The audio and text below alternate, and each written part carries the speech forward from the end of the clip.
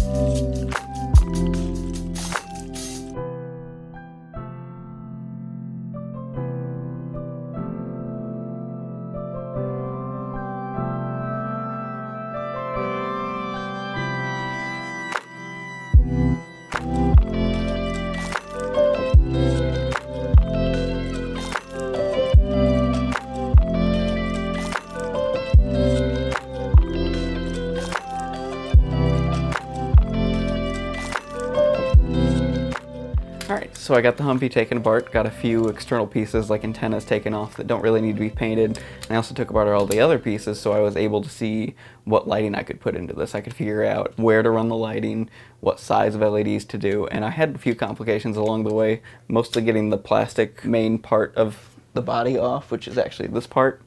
mainly because the brake lights, they were screwed in with, well, kind of screwed in backwards, to be honest, to take it off, and it was really a challenge to pull it off, but I finally did, as you see here, so this will be easier to paint, and I didn't want to take out the brake lights here just because it would be a little hard to paint without them and then get them back in, so what I'm going to do is I'm just going to tape them off, but now I have perfect holes from those screws to run a 3mm LED. So, overall, I have a lighting design in my head already, so what I'm going to do now is I'm going to take my lighting design in my head, put it down on some concept images that I've taken, and then that'll tell me how many LEDs I have, what colors they're going to be, and that's going to help me later down the road when I'm soldering the LEDs together for what the lighting design is going to look like. So let's get started.